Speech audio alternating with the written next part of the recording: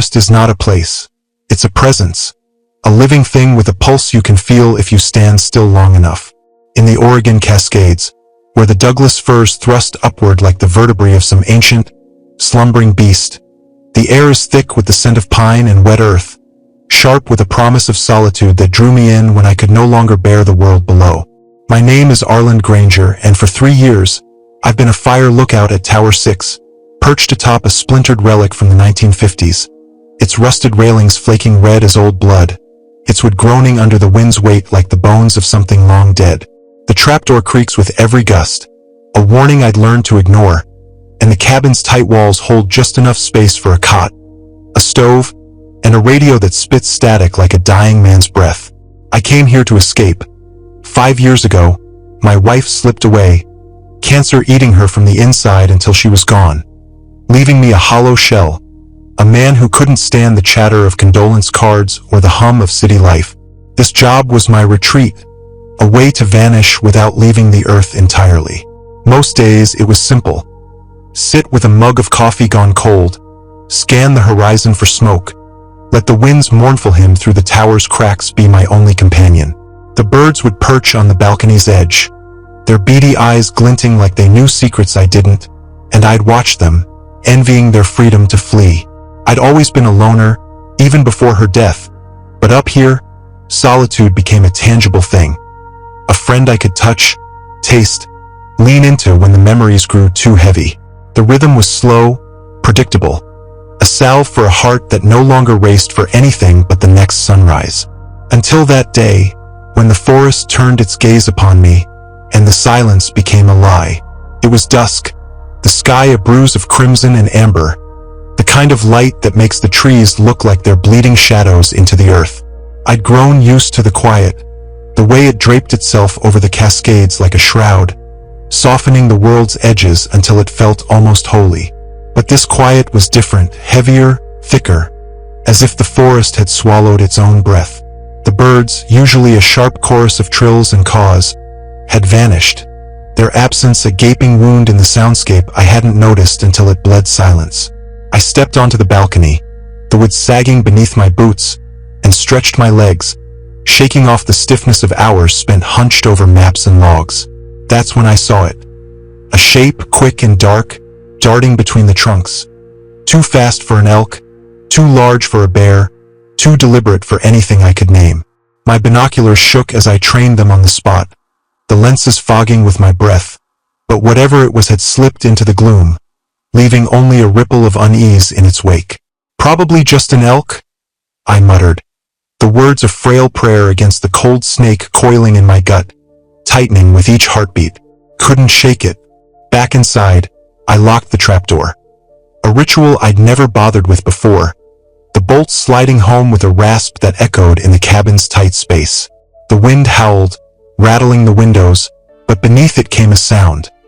A rustling, faint as a whisper, like something brushing against the undergrowth far below. I stood still, ears straining, telling myself it was nothing. The forest playing tricks, my mind fraying from too many nights alone with only my grief for company.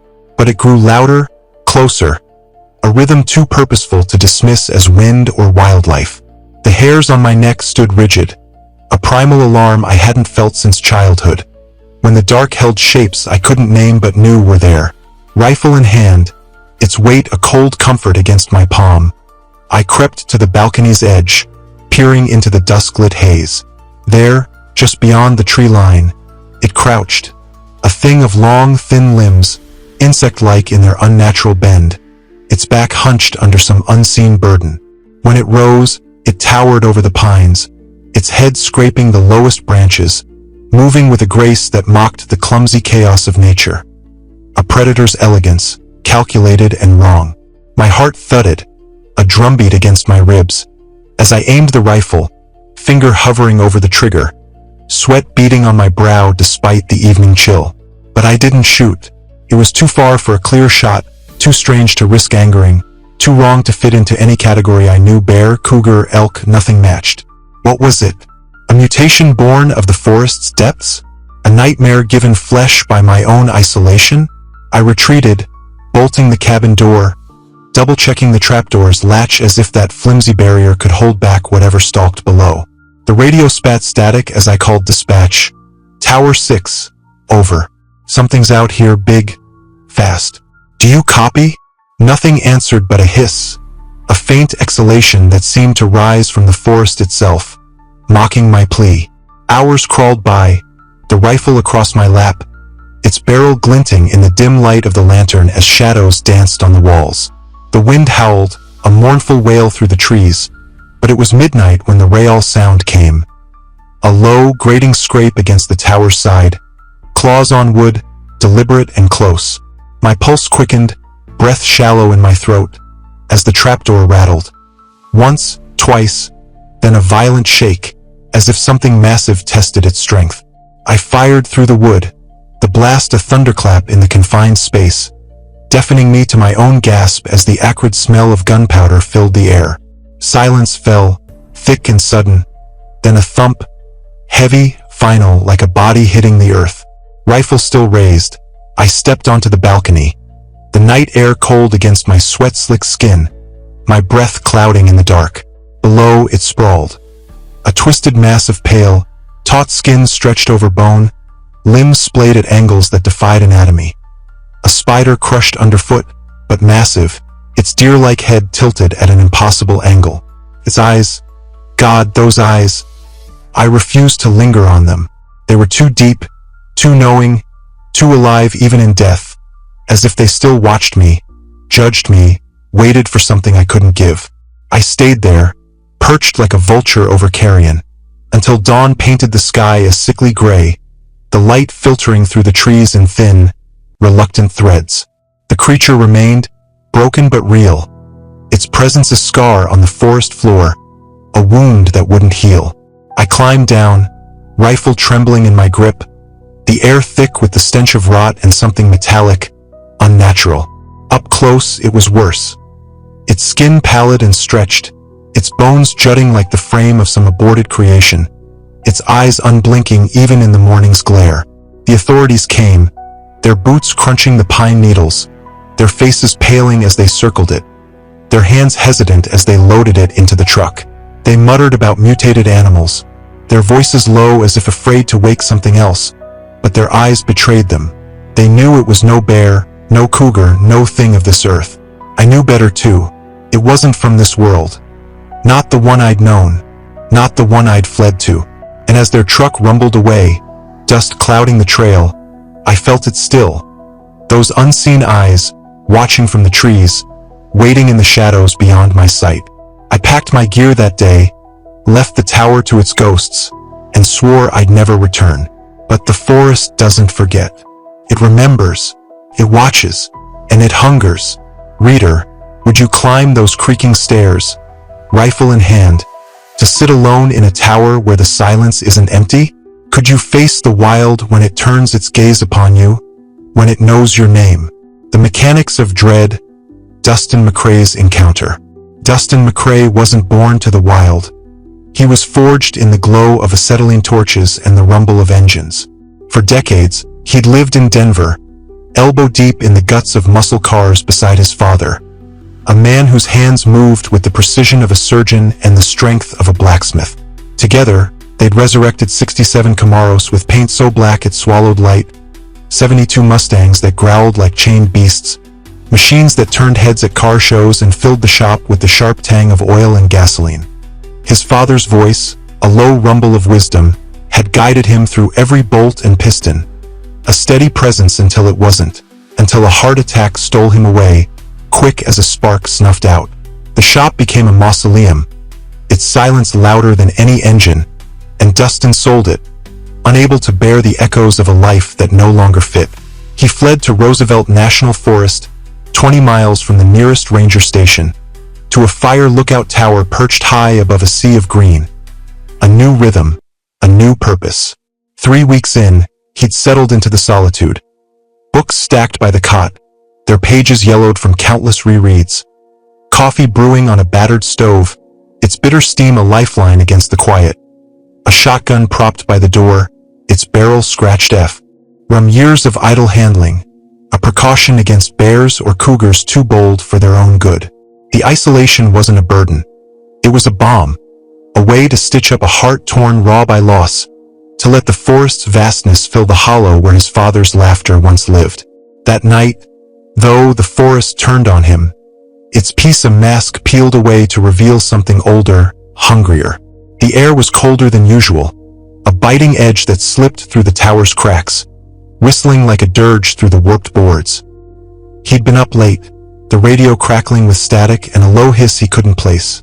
Interference, he figured, or a storm brewing beyond the ridge, though the sky hung clear and brittle with stars. Around midnight, restless, he stepped onto the platform, the boards creaking under his weight, the cold seeping through his jacket to prickle his skin. That's when he saw it. A glow, soft and unnatural, seeping from the ground beyond the tree line to the north. Not a campfire. No permits were issued this season, and the light wasn't the warm flicker of flame.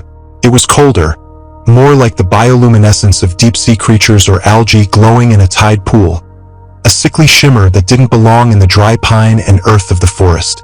Binoculars in hand, he squinted, the lenses fogging with his breath, and caught movement. A shape weaving through the trees, large and fluid, its grace a violation of the forest's clumsy order, a predator's elegance that set his teeth on edge. His gut twisted, a gnawing dread he hadn't felt since the day his father's heart stopped, since he'd stood in the shop's silence and known he was alone. Then came the sound.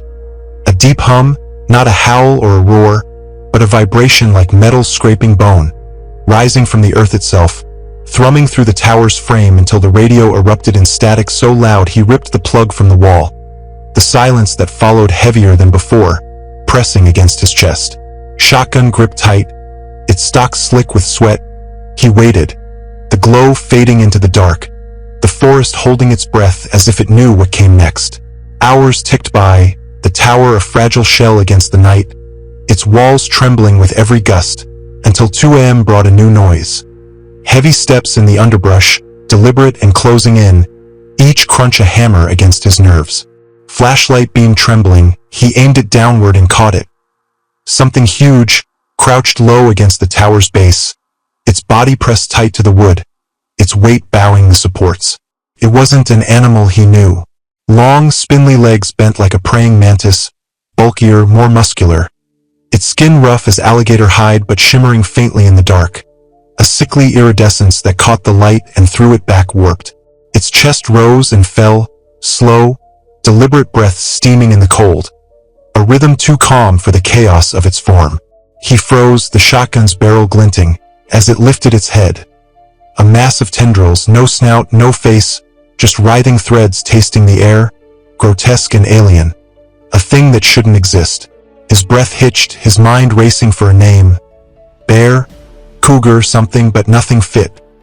He fired, the blast a thunderclap that shook the night, the recoil jarring his shoulder as the thing jerked back, a gurgling screech rising from its depths, sharp and wet. He fired again, hitting it square, the shot tearing through its bulk, and it lunged upward, slamming the tower's base with a force that rattled the frame, boards groaning, dust sifting from the ceiling. He nearly lost his footing, staggering back, and fired a third time, lower, desperate, the slug ripping into its underbelly. It crumpled, its body folding in on itself like a broken toy, a pool of thick black liquid spreading beneath, glistening in the flashlight's beam, stinking of rot and metal. He didn't move, didn't breathe. The tower's creaks the only sound until dawn broke, gray and unforgiving, painting the forest in a light too weak to banish the shadows. Shotgun ready, he descended, the air thick with the stench of decay and something sharper, unnatural. A tang that stung his nostrils and clung to his throat. Up close, it was worse. A twisted, alien thing, limbs blurring into torso, tendrils still twitching faintly as if clinging to life, its form defying every rule of anatomy he'd ever known. Dead, but real, its weight pressing the earth into a shallow grave. Rangers came, their faces ashen under their hats, circling it like it might spring back to life, their hands hesitant as they loaded it into the truck. They took it away, their silence a wall he couldn't breach. No questions asked, no answers given. He quit that day, the forest's peace a lie he couldn't unsee, its glow a stain on his memory that no amount of distance could erase. The wild had shown its teeth, and he'd felt their bite. The accountant's axe, Brendan Fowler's vigil. Brendan Fowler wasn't made for the wild. He was molded by the sterile hum of fluorescent lights and the endless click of keyboards. For years, he'd been a corporate accountant, chained to a desk in a glass tower, punching numbers into spreadsheets until his eyes bled and his soul withered. The city's noise, car horns, chatter, the relentless buzz of ambition, had ground him down, a slow erosion he hadn't noticed until it was too late. 6 years ago, he'd traded it all for the solitude of Mount Sylvan in the Adirondacks, a fire lookout tower perched atop a jagged peak, its air clean and sharp, its silence a balm for a mind frayed by ledgers and loss. The forest stretched out below like a living carpet, endless and untamed, and for the first time he felt he could breathe, could live on his own terms. The tower was old, its wood weathered gray, its stairs creaking underfoot, but it was his, a sanctuary where nature's rhythm replaced the corporate clock. Yesterday had been routine. Watching the canopy sway in the wind, logging notes in a worn journal, keeping an eye on a small fire miles west, sparked by a careless camper and snuffed out quick by rangers. The radio crackled with mundane chatter. Other lookouts trading weather updates, their voices a lifeline he rarely needed. He liked the quiet, the way it wrapped around him like a cloak, even when it grew too still for comfort. But that afternoon, something broke the monotony in a way that left his hands trembling and his breath short. It started with the radio. A weird noise, a low rhythmic thumping like something pounding the earth, deliberate and heavy, cutting through the usual static. He frowned, adjusting the dial, thinking it was interference or a storm brewing. But the sky hung clear, a pale blue unbroken by clouds. The sound persisted, a pulse he could feel in his chest, and he grabbed his binoculars, scanning the dense woods to the north where it seemed to rise. At first, nothing. Just the endless green, the trees swaying faintly in the breeze. Then movement. A large, dark shape gliding through the trunks, bear-sized but wrong. Its smoothness a violation of the forest's chaotic tangle. Too far to make out details, but close enough to set his nerves alight. A prickling unease that crawled up his spine. He radioed the station. Anyone seeing anything unusual up north? But static swallowed his words. The line dead. An oddity in itself when someone was always manning the desk. The thumping grew louder, closer, a heartbeat in the earth, and his hands sweated as he set the binoculars down, glancing nervously toward the stairwell. No guns were allowed in the tower policy, and he'd never felt the need in 6 years. But at that moment, he regretted it, the weight of vulnerability pressing against his ribs. He grabbed the fire axe instead, its handle smooth from disuse, a precaution for clearing fallen trees, now a lifeline in his grip. The thumping stopped, sudden as a breath held, and the forest fell unervingly quiet. No birds, no rustling, just a void that pulsed with anticipation. He stood at the open door, staring down the steps, every muscle tense, the axe heavy in his hands. Then he saw it, a shape emerging from the tree line, 50 yards from the tower's base. At first he thought bear, but as it stepped into the clearing, he knew better. It stood on 2 legs, hunched but towering 8 feet tall, its body cloaked in thick, matted fur, its face a twisted mockery of a wolf, snout short, almost human, but teeth gleaming like bone knives, sharp enough to shear through flesh and marrow. It let out a deep, resonating grunt that echoed through the trees, sniffing the air, head swiveling as if searching. He froze, clutching the axe, praying it wouldn't look up, wouldn't see him framed in the doorway like prey. For what felt like hours, he watched, breath shallow, as it moved closer, claws tearing at the earth, leaving gashes too deliberate to be mindless.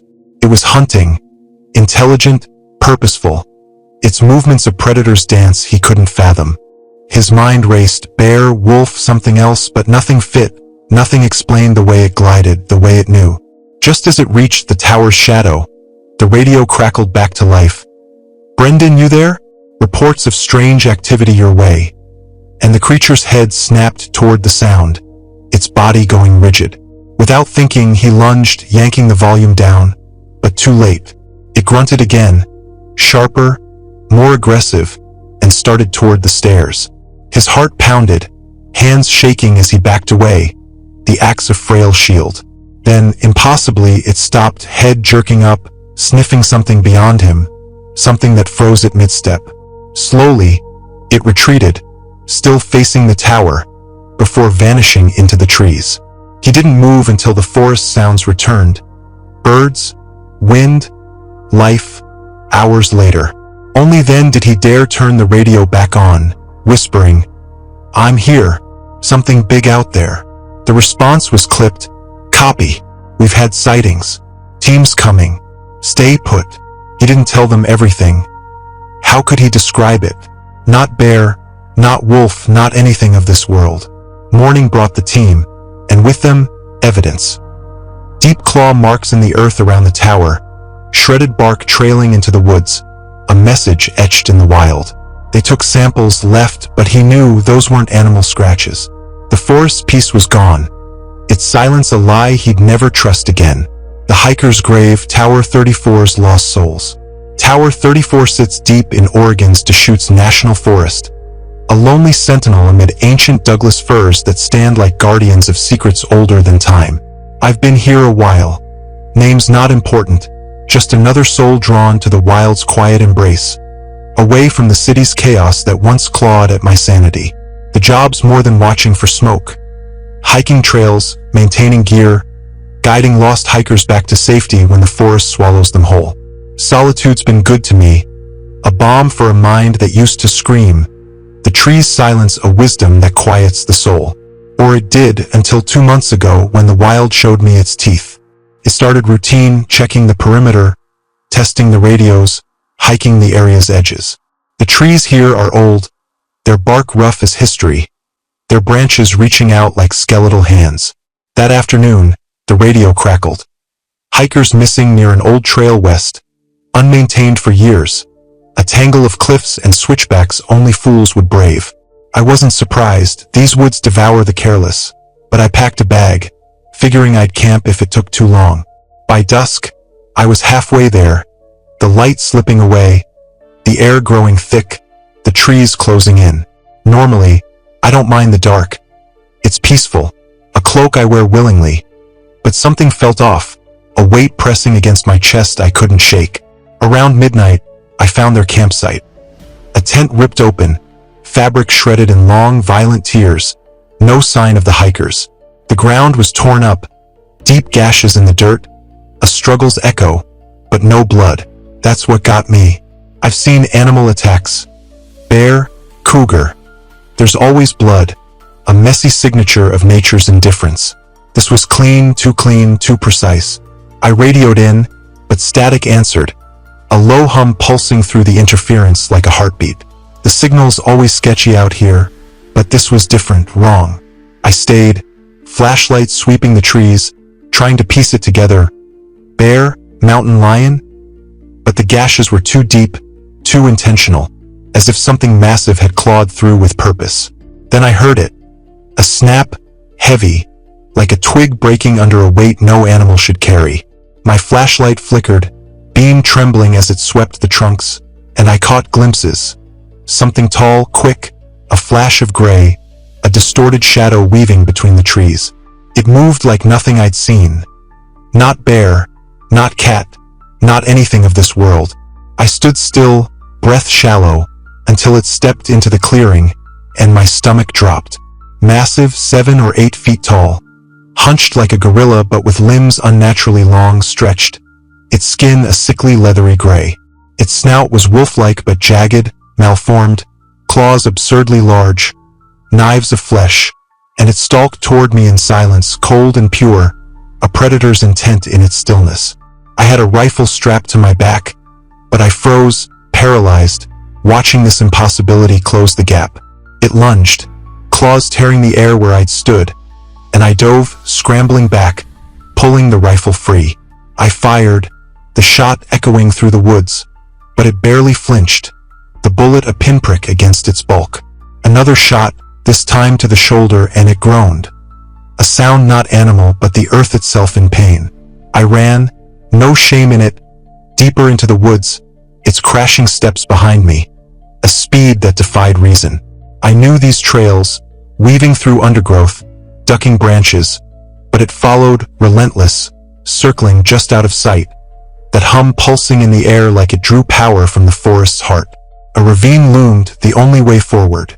I jumped, ankle twisting as I landed, pain searing up my leg, but I kept going, limping until I collapsed against a boulder, breath ragged, listening. Silence. It was gone, or so I thought. I made it back to the tower just before dawn, exhausted, battered, the night a blur of terror. I didn't sleep, how could I? Knowing it was still out there, waiting. The search party came, found the tent, the tracks, but no hikers. They called it misadventure, but I knew what I'd seen, what I'd escaped. I don't go near that trail anymore. The wild keeps its graves, and I won't be one.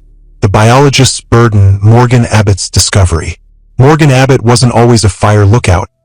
She was a wildlife biologist, chasing the strange and endangered across the country. Her boots caked with the mud of a dozen forests. She tracked lynx in the Rockies, counted bats in Kentucky caves. Her fascination a shield against a world she'd grown to resent. Humanity's noise, its greed, its indifference. Years of trekking through wilderness wore her down, not from the wild, but from the people who stripped it bare, and she retreated to Mount Hood National Forest, to a tower where she could serve nature and avoid its spoilers. Isolation was her reward. No office politics, no conference calls, just trees and the occasional smoke plume on the horizon. She thought it the perfect gig, until last night shattered that illusion. It started at sunset, the sky a wash of orange and gold, the wind picking up as she scanned the woods with binoculars, alert for trouble. Nothing seemed off, trees swaying, no smoke, until movement caught her eye, too quick for a deer, too fluid for a bear. She focused the lenses, stomach flipping as she glimpsed it. A predator on all fours, but moving with an unnatural grace. A gait that didn't fit. The light faded, and it vanished behind the trees, leaving unease in its wake. She shook it off, wilderness tricks, ghosts of imagination, and cracked a beer, settling into the cabin's creaky chair. But the night crept in, bringing a nagging sense she wasn't alone. A stillness too deep, too expectant, like the world held its breath. Outside, on the porch, her flashlight cut through the dark, beams swinging from tree to tree, nothing. Then a noise. Faint branches snapping, deliberate, heavy. She aimed the light toward the tree line and saw it. Crouched low, lurking, taller than any beast she'd studied. Its limbs elongated, moving with a spider's disturbing grace. Her breath caught, heart hammering as it drew closer. She fumbled for the door, locking herself in, peering through the window as it reached the clearing. Standing now, a distorted bear, gaunt and skeletal, head twisted at an angle that defied biology. Its eyes, unnameable, unbearable, locked on the tower, piercing her with a gaze she couldn't voice. She grabbed the rifle above the door, hands steady from years of fieldwork, and watched all night as it circled. Upright, then on all fours, a predator's dance around its prey. Dawn drove it back into the woods, and she ventured out, rifle ready, following its deep tracks. Too heavy, too wrong. At a clearing's edge, behind brambles, she found it. A hiker's corpse, mangled limbs twisted impossibly, torn apart as if feasted upon. No time to process. Branches snapped, close, and it bounded toward her terrifyingly fast. She ran, legs pumping, reaching the tower as its claws scraped the ladder. She slammed the door, the pounding relentless, then silence. It was gone, leaving the body real, undeniable proof. Authorities called it a bear, but she knew, those tracks, that corpse, that thing. It's still out there, waiting. A burden she carries from the wild she once loved. The paramedics' flight, Nathan Rooker's stand. Nathan Rooker wasn't meant for the wild. He was shaped by the city's chaos. A paramedic in Seattle for 15 years, racing to emergencies amid sirens and screams. Blood, broken bones, lives slipping through his hands. He'd seen it all, the weight of it grinding him down until he needed to run, not toward, but away. The fire lookout at Tower 32 in Washington's Cascade Range was his escape. Peaceful, predictable, a perch above the trees where fog hung low in the mornings, cliffs loomed, and solitude stitched up a soul frayed by too many lost battles. He liked the quiet, the way it muffled the echoes of his past. But 3 days ago, the wild turned that quiet into a threat. It started with a shift, deer gone from the clearing, birds silent, an eerie stillness he couldn't shake, a prickling on his neck like someone stood too close. Late evening, dusk painting the sky, he saw it. A silhouette on the ridge, 200 yards off, massive, hunched, bear-like but wrong, too thin, too tall. Binoculars showed nothing clear, but he felt its gaze, a weight pressing down. That night he barely slept, and morning brought tracks. Large, deep, wolfish but oversized, claws raking the dirt too close to the tower. He dismissed it, deformed bear maybe, until the next evening on patrol, when a low rumble stopped him cold, heavy breathing 30 feet away. Behind a tree, it stood, broad shoulders, lean torso, matted fur over sinew, a hyena twisted upright, its wolf-human head too wide, jaws gaping. It charged, the ground trembling, and he ran, adrenaline surging, reaching the tower, bolting the door as it clawed the base. Silence, then midnight. A crash, claws on metal, scaling the tower. Its face at the window, yellow teeth, twisted grimace. He fired, the scream piercing as it fell, blood smearing the wood. Dawn showed damage, gouges, footprints, blood trailing to the cliffs, then gone. Rangers saw, believed, but it vanished. He left, the wild's piece a lie he'd never trust again. From Oregon's Cascades to Montana's Bitterroot, from Mount Hood to the Adirondacks, the tales converge. A creature, shifting, relentless. Mottled fur, leathery skin, tendrils, claws. Evidence scars the earth. Tracks too vast, claw marks too deep, corpses too precise. Bare excuses crumble. It hunts with intelligence, savoring fear, killable yet enduring. A relic, a curse, nature's dark jest. Reader, could you sleep knowing it waits, its gaze piercing the dark? Would you face its teeth, or leave its hunger to the shadows? The forbidden excavation unearths this terror, daring you to question the wild silence. A silence that watches and never forgets.